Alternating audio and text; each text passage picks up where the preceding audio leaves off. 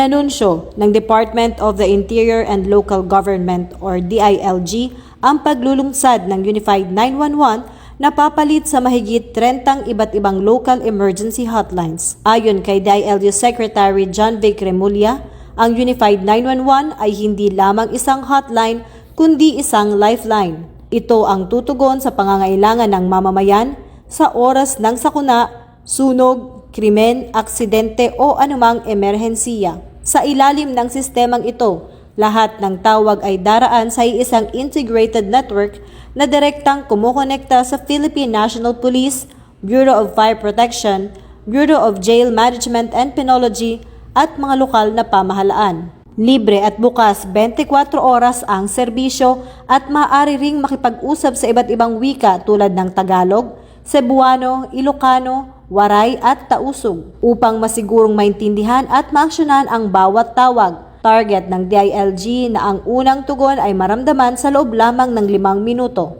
Dagdag pa ng ahensya, ang Unified 911 ay konkretong hakbang upang matiyak na ang bawat pamilya ay mas ligtas sa kanilang mga tahanan, komunidad at sa bawat barangay. Isang katuparan ng layunin ni Pangulong Ferdinand Marcos Jr. para sa isang mas ligtas at mas matatag na bagong Pilipinas.